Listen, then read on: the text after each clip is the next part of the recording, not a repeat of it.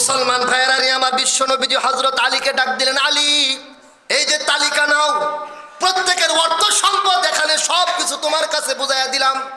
আর আলী, আমি নবীজি যে চাদরটা গায়ে দিয়া শুইছিলাম, সবুজ কালারের চাদর, এই চাদরটা তুমি গায়ে দিয়া শুয়া থাকো। সুবহানাল্লাহ বলেন, জোরে বলেন না সুবহানাল্লাহ। আলী যদি চিন্তা করতো নবী আপনি চলে যাইবেন, আপনার চাদর আমারে দিছেন গায়ে দিয়া শুয়া থাকতে, কাফেরেরা সব বাহিরে তরবারি নিয়ে দাঁড়ায় রয়েছে, সকালবেলা ডুইকা যখন দেখবো আপনি নাই, তখন আমারে সবার আগে মারবো। আলী যদি এই চিন্তা করতো, আলী কিন্তু এখানে এই চিন্তা করে নাই। আলীর কোনো চিন্তাই আসে নাই, আমার নবীর আদেশ আমাকে পালন করতে হবে, কথা ঠিক কিনা? নিশ্চিন্ত আলী নবীজির চাদর গায়ে দেয়া শুয়ে রয়েছে। কাফেররা একটু করে করে উহি দে, ঠিকঠাক আসেনি।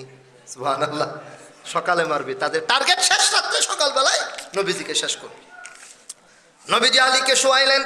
মুসলমান হযরত আলীকে বিছানার মধ্যে শোয়াইয়া বিশ্ব নবীজি এক মুষ্টি মাটি নিলেন হাতের মধ্যে। কয় মুষ্টি বলেন? এক মুষ্টি মাটি বিশ্ব নবীজি নিজের হাতের মধ্যে নিলেন। হাতের মধ্যে নেওয়ার পরে নবীজি কি করলেন? মুসলমান সিরাতের কিতাবের মধ্যে সুন্দরভাবে বর্ণিত আছে, বিশ্ব নবীজি সূরা ইয়াসিনের শুরু থেকে কয়েকটা আয়াত পড়লেন। ইয়াসিন ওয়াল কুরআনিল হাকিম ইন্নাকা লামিনাল মুরসালিন আলা সিরাতিম মুস্তাকিম তানজিলাল আজিজির রহিম লিতুনজিরা কওমান মা উনজিরা আবাউহুম ফাহুম গাফিলুন লাকাদ হাক্কাল কওলু আলা আকসারিহিম ফাহুম লা ইউমিনুন ইন্না জাআলনা ফি আনাকিহিম আগলালান ফাহিয়া ইলাল আযকানি ফাহুম মুকমাহুন ওয়াজআলনা মিন বাইনি আইদিহিম সাদ্দান ওয়া মিন খালফিহিম সাদ্দান ফাআগশাইনাহুম ফাহুম লা ইউবসিরুন। মুসলমান বিশ্ব নবীজি এই পর্যন্ত তেলাওয়াত করলেন। তেলাওয়াত কইরা ওই মাটিটা নিজের হাতের মধ্যে নিয়া নবীজি মাটির মধ্যে একটা ফু দিলেন। সুবহানাল্লাহ, জোরে বলেন না সুবহানাল্লাহ। নবীজি মাটির মধ্যে ফাআগশাইনাহুম ফাহুম লা ইউবসিরুন পর্যন্ত পয়রা একটা ফু দিছি। ফু দিয়া মাটিটা নিয়া নবীজি বাইরে বের হইছে। কাফেররা সব তো দাঁড়ায় রইছে। নবীজি এবার মাটিটা কাফেরদের মাথার দিকে ছুঁড়ে মারছে। মুসলমান নবীজি ছুঁড়ে মারছে, আমার আল্লাহ বলেন ওমা রমাইতা ইজ রমাইতা ওয়ালাকিন্নাল্লাহ রমা। নবী আপনি মারেন নাই, আমি আল্লাহ মারছি। সুবহানাল্লাহ বলেন। আপনি নিক্ষেপ করেন নাই, আমি আল্লাহ নিক্ষেপ করছি। আপনি হাত থেকে ছাইরা দিছেন, আর আমি আল্লাহ পাক ওই মাটির অ্যাকশন কাফেরদের প্রত্যেকের চোখের সামনে ঝুলাইয়া দিছি। এখন নবীজি তাদের সামনে দিয়ে হাইটা যায়, একটাও দেখে না। সুবহানাল্লাহ বলেন। কাফেরদের সামনে দিয়ে নবীজি হাইটা হাইটা যায়, একটাও নবীজিরে দেখে না। ইবলিস শয়তান সে নবীজিরে দেখছে, নবীজি যাইতেছে গা। এখন কি করবে? ইবলিসে একটা বুড়া মানুষের সুরত ধরে আইছে, এই তোমরা যেন খারো হয়ে রইছো কে লেগা? ক মোহাম্মদ রে মারার লেগা। ক মোহাম্মদ একটু আগে এখান দিয়ে চলে গেছে। সুবহানাল্লাহ কোন না? আরে তো আসতেন, আর জোরে বলেন সুবহানাল্লাহ। কেন দাঁড়ায় রইছো? মোহাম্মদ একটু আগে চলে গেছে তোমাদের সামনে দিয়া। পাগল কয় কি, আমরা সব ছায়া রইছি, মোহাম্মদ সামনে দিয়ে গেলেই বুঝি আমরা দেখবো না। এই দেখছে মোহাম্মদ ঘরে আসেনি, সবাই উকি দিছে। উকি দিয়া দেখে না, সুন্দর করে একজন বিছানার মধ্যে চাদর মুড়ি দিয়া শুয়ে রয়েছে। মোহাম্মদ ঘরের ভিতরে। পাগলে কয় কি? সুবহানাল্লাহ। মুসলমান সকাল হয়ে গেছে। সকাল বেলা দেখে আলী বিছানা থেকে উঠে। সুবহানাল্লাহ, সব দৌড়ে গেছে। হ্যাঁ আলী তুমি আনো। হ্যাঁ মোহাম্মদ কই? আলী ক মুঝে মালুম নেই, আমার জানা নাই মোহাম্মদ এখন কই আছে। সুবহানাল্লাহ বলেন।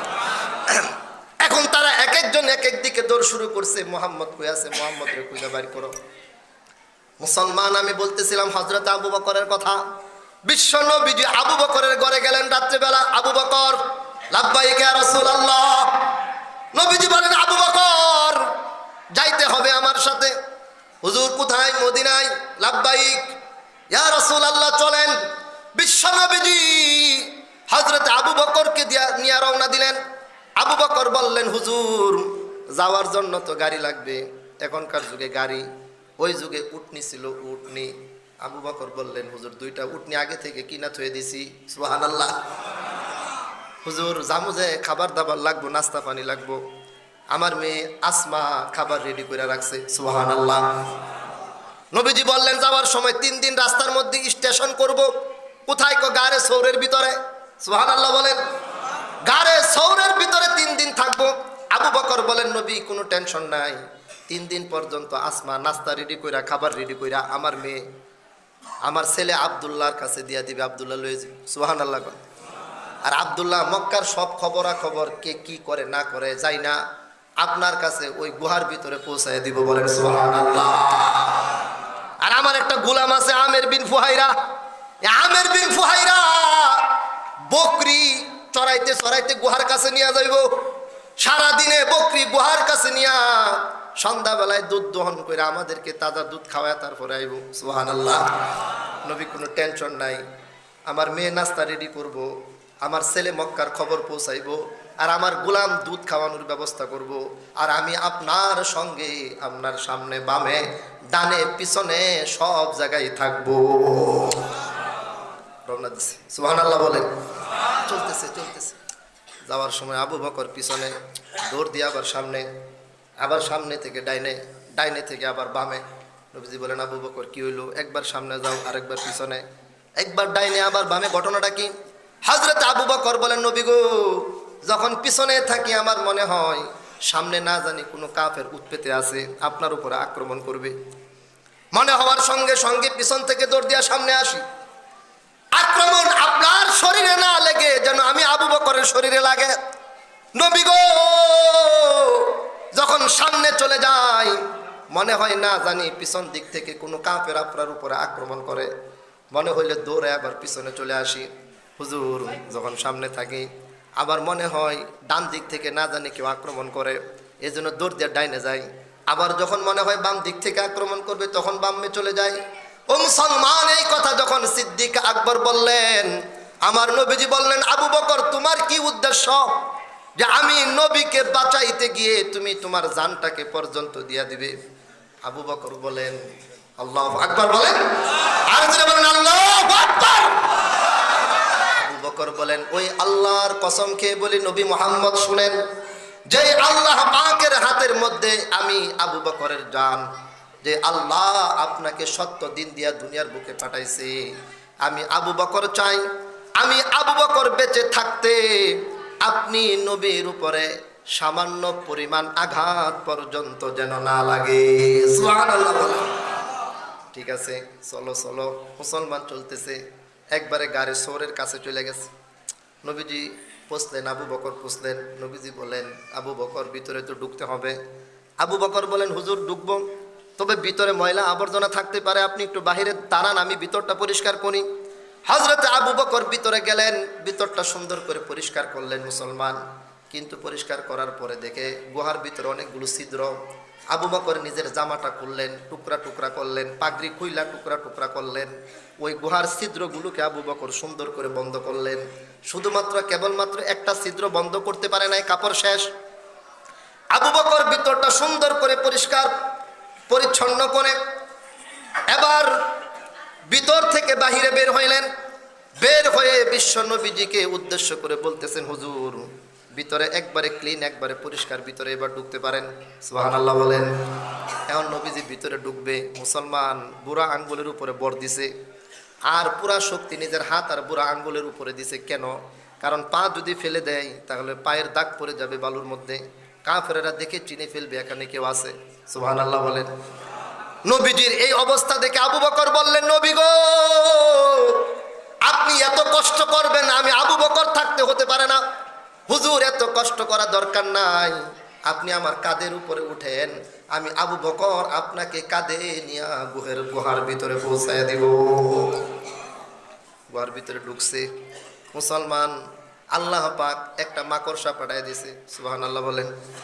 এই গুহার মুখের মধ্যে মাকড়সা আইসা জাল বুনছে। কাফেররা দৌড়াইতে দৌড়াইতে এখানে আসছে। এখন দে মাকড়সার জাল। সুবহানাল্লাহ বলেন। তাদের ভিতরে সবচেয়ে চালাক যে চতুর সে বলতেছে এখানে কেউ থাকতে পারে না, যদি থাকতো মাকড়সার জাল কিভাবে হইল? সুবহানাল্লাহ বলেন। আবু বকর ভিতর থেকে বলেন, আবু বকর ভিতর থেকে বলেন নবী গো, ওই তো দেখা যায় সব দাঁড়ায় রয়েছে, সব দেখা যায় দাঁড়ায় রয়েছে। হুজুর খালি যদি নিচের দিকে একটু তাকাই তাহলে তাহলে আমাদেরকে দেখে ফেলবে, আর দেখে ফেললেই আমাদেরকে এখানে রক্ষা করার মতো কেউ নাই। আমি আর আপনি হুজুর অবস্থাটা কি হবে? আল্লাহ পাক বিশ্ব নবীজিকে যখন আবু বকর এই কথা বললেন, আমার নবীজি জবাব দেয়, মা জন্নুকা ইয়া আবা বকরিন বিইসনাইনি আল্লাহু সালিসুহুমা। বিশ্ব নবীজি বললেন, আবু বকর তোমার কি ধারণা ওই দুইজনের ব্যাপারে, যেই দুইজনের সাথে 3 নম্বরে আছে আল্লাহ? সুবহানাল্লাহ বলেন। আল্লাহ যেই দুইজনের সাথে আছে, তোমার কি ধারণা তাদেরকে কাফেররা পায় ফেলাইব? না না, পাবে না, পাবে না। আবু বকর শান্ত হয়ে গেছে। নবীজিকে বলছে, হুজুর একটু বিশ্রাম করেন, আরাম করেন, অনেক কষ্ট করে আইছেন। নবীজি কয়, আচ্ছা ঠিক আছে, কোথায় ঘুমাবো? হুজুর আমার কুলের মধ্যে ঘুমান। বিশ্ব নবীজি আবু বকরের কুলের মধ্যে শুইছে। মুসলমান নবীজি ডান কাত হয়ে শুইছে, বাম গালটা উপরের দিকে দেওয়া। আবু বকরের কুলে নবীজি ঘুমাই। আবু বকর প্রত্যেকটা ছিদ্রকে বন্ধ করে রাখছে কাপড়ের টুকরা দিয়া। একটা ছিদ্র আবু বকর বন্ধ করতে পারে নাই। চিন্তা করলেন, এই ছিদ্রের ভিতরে যদি কোনো বিষাক্ত প্রাণী থাকে নবীজিকে দংশন করতে পারে। এজন্য নিজের বুলা আঙ্গুল দিয়া ওই ছিদ্রটাকে আবু বকর বন্ধ করে রাখছে। বলেন সুবহানাল্লাহ। নবীজি ঘুমাইতেছে, এখন চিন্তা করতেছে আবু বকর, ছিদ্র তো বন্ধ করলাম, এখন এই ছিদ্রের ভিতরে যদি কোনো কিছু থাকে আমারে দংশন করতে পারে, আর পা যদি সরায় ফেলাই তাহলে আমার নবীজির উপর আক্রমণ করতে পারে। পা সরাই না, আবু বকর পা দিয়াই রাখছে।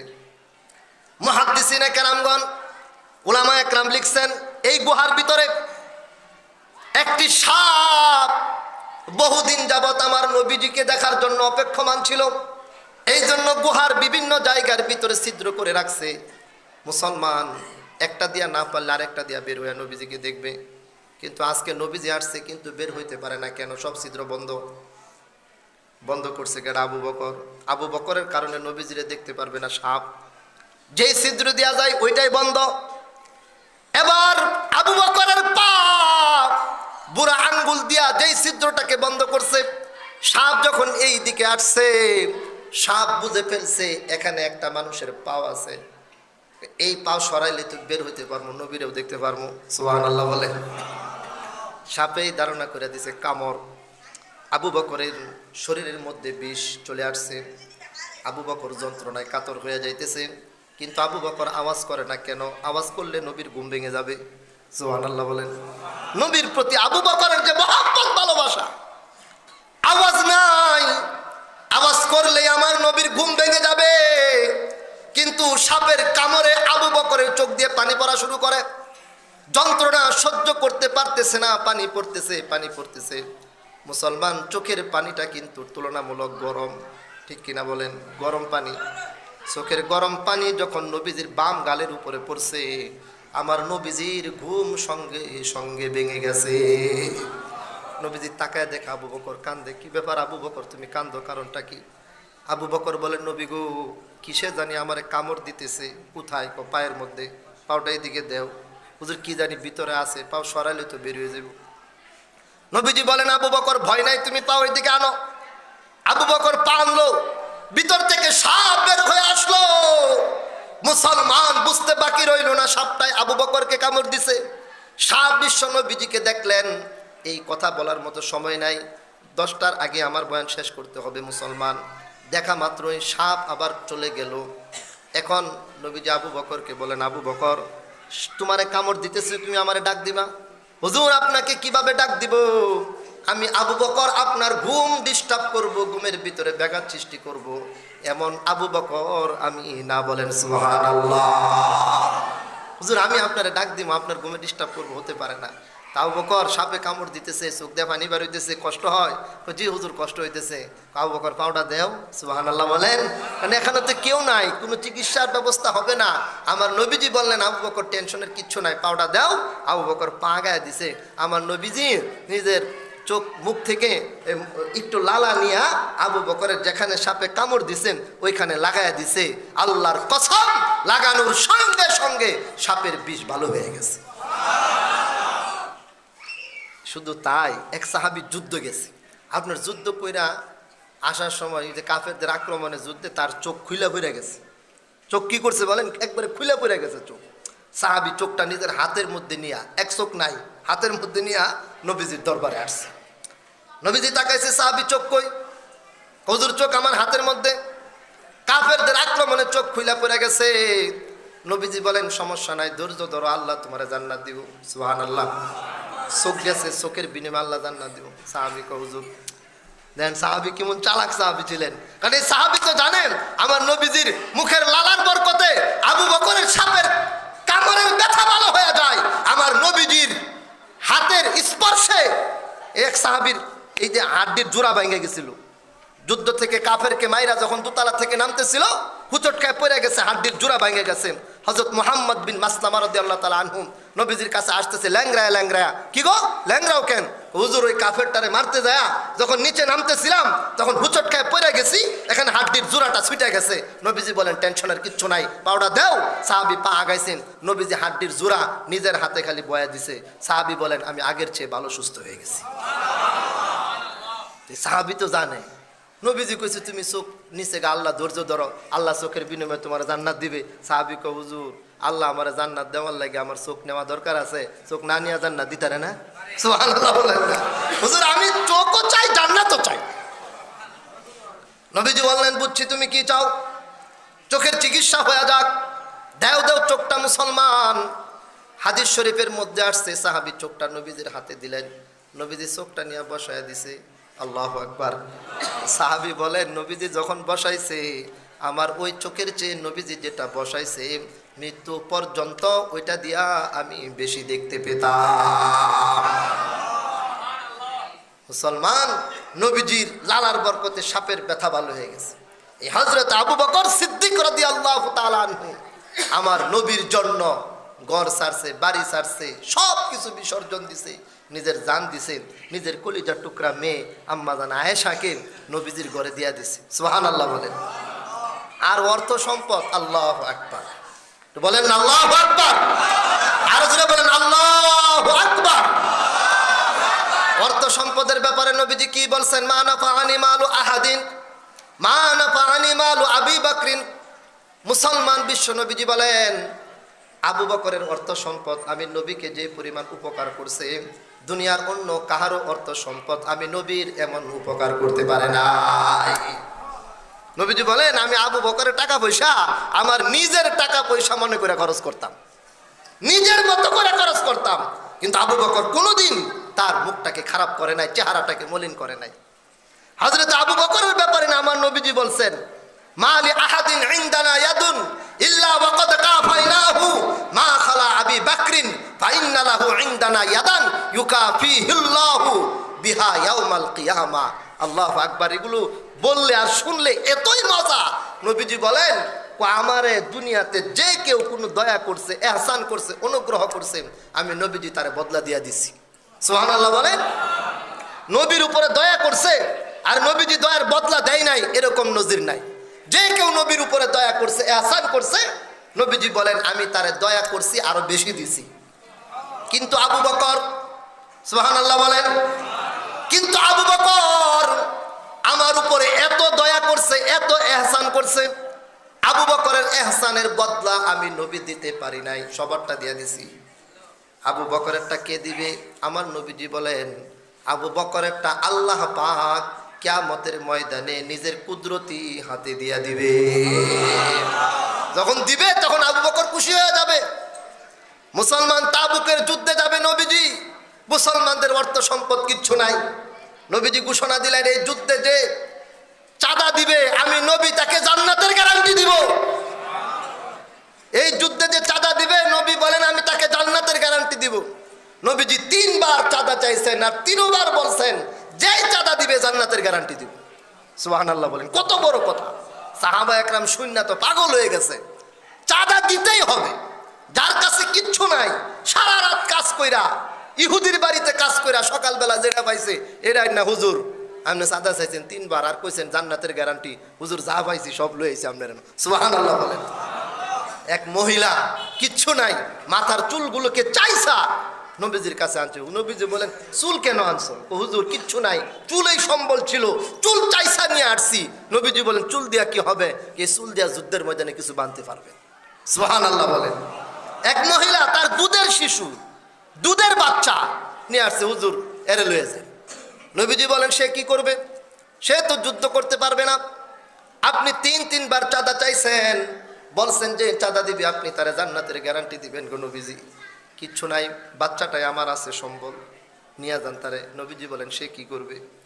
হুজুর আমি জানি সে যুদ্ধ করতে পারবে না, কিন্তু আপনার দিকে যখন কোনো তীর কিংবা বল্লমের আঘাত আসবে, আমার বাচ্চাটাকে সামনে ধরবেন, আমার বাচ্চার কলিজাটা জাজরা হয়ে যাবে, আপনি বেঁচে থাকবেন। হযরত উমর ঘোষণা শুই না বাড়ির থেকে যায়, যা মাল আসিন অর্ধেক লয়েছে। সুবহানাল্লাহ বলেন। অর্ধেক আইনা সামনে থইছে, অনেক সম্পদ দেখা যায়। আব্দুর রহমান ইবনে আউফ রাদিয়াল্লাহু তাআলা আনহু বিশাল সম্পদ আইনা নবীজির সামনে থইছে। হযরত উমর আইনা থইছে অর্ধেক, একবারে টাল স্তূপ আকারে। হযরত আবু বকর রাদিয়াল্লাহু তাআলা আনহু বাড়িতে যায়, আপনার যা আছেন আইনা থইছে নবীজির সামনে, একবার অল্প কিছু মাল। আর উমরের টাকারে স্তূপ আকারে। উমর তো মনে মনে খুশি, আজকা দিছি আবু বকরের চেয়ে বেশি। সুবহানাল্লাহ কোন না? আজকে দিছি আবু বকরের চেয়ে বেশি, দেখতেই দেখা যায় আমারটা কত বেশি। আজকে আমি আবু বকরের আগে আমি জিতে গেছি। আমার নবীজি তো জানেন দিছো বেশি দেখা যায়, কিন্তু ঘরের ভিতরে কদ্দুর আছে। নবীজি প্রশ্ন পাল্টাইয়া দিছে। নবীজি এটা কয় নাই যে তুমি কি পরিমাণ আনছো, তুমি কি পরিমাণ আনছো, পরিমাণ তো দেখাই যায় উমরেরটা বেশি। আমার নবীজি কয় উমর মা তারাকতালি আহলিকা, উমর তোমার ঘরের লোকদের জন্য কতটুকু থয়ে আইছো? সুবহানাল্লাহ বলেন। উমর কো হুজুর অর্ধেক থয়ে আইছি আর অর্ধেক আনছি। সুবহানাল্লাহ। নবীজি এবার কো আবু বকর তুমি ঘরের ভিতরে কি থয়েছো পরিবারের লাগা? আবু বকর বলেন নবীজি যা ছিল সব নিয়ে আয় পড়ছি, ঘরের ভিতরে কিচ্ছুই নাই, ঘরের ভিতরে আল্লাহ আর আল্লাহর রসুল থয়েছি। সুবহানাল্লাহ বলেন। পরিমাণ তো উমর বেশি, কিন্তু কুরবানি আবু বকরের বেশি, কারণ আবু বকর সব আনছে, উমর অর্ধেক আনছে, অর্ধেক থয়ে আইছে। এই জন্য নবীজি বলছেন কি থয়ে আইছো এটা কও, কি আনছো এটা না, কি থয়ে আইছো এটা কও। উমর বলেন অর্ধেক থয়ে আইছি, আর আবু বকর বলেন হুজুর যা আছেন সব লয়ে আইছি, ঘরের ভিতরে কিচ্ছুই নাই। সুবহানাল্লাহ। কারটা বেশি বলেন? বলেন না কারটা বেশি? আবু বকরেরটা বেশি। দিয়ে হায় আবু বকর বাড়িতে গেছে, রাত্রেবেলা এই দেওয়ালের মধ্যে ঘরের ভিতরে খালি হাতাইতেছে। আম্মা জান আয়েশা বলেন আব্বা আপনি এমন করতেছেন কি লেগে, কি খুঁজেন? আবু বকর বলেন নবীজি তিনবার চাঁদা চাইছে, যা আছেন সব তো দিয়ে আইসিন, একটা সুই রাখছিলাম ঘরের ভিতরে, এই সুরটা কোথায় যে রাখছি খুঁজে পাইতেছি না। নবীজি এতবার চাঁদা চাবে আর আমার ঘরের ভিতরে একটা সুই থাকবে, এটা হতে পারে না। সুই খুঁজতেছি, এটাও যুদ্ধের ময়দানে কারো কাজে লাগতে পারে। মুসলমান, শেষ কথা আমার, হযরত আবু বকর বলেন, আম্মা জান আয়েশা বলেন আব্বা এই সুই দিয়া পরে আইছে রাত্রে শুইবার লাগে, এনে বিছানার মধ্যে শুয়া খালি লড়ে ছটফট করে। আমি ভাবছি আব্বার কোনো সমস্যা কিনা। শেষ রাত্রে গিয়ে বললাম আব্বা আপনি এমন করতেছেন কি লেগে, আপনি গুমান টুমান না, খালি নড়াচড়া করতেছেন, আপনার কি কোনো সমস্যা? হযরত আবু বকর বলেন আয়েশা না না আমার কোনো সমস্যা না, আমার সমস্যা হলো যা কিছু ছিল সব তো দিয়ে আসছি, কিন্তু গায়ের জামাটা এখনো আছে। এই জামা পরে আমি শুয়া থাকবো আর আমার নবীজি তিনবার চাঁদা চাইব। এই জন্য সকালবেলা নিজের জামাটা খুইলা বাজারে বিক্রি কইরা শর্ট পইরা আমার নবীর দরবারে গেছে। বলেন সুবহানাল্লাহ।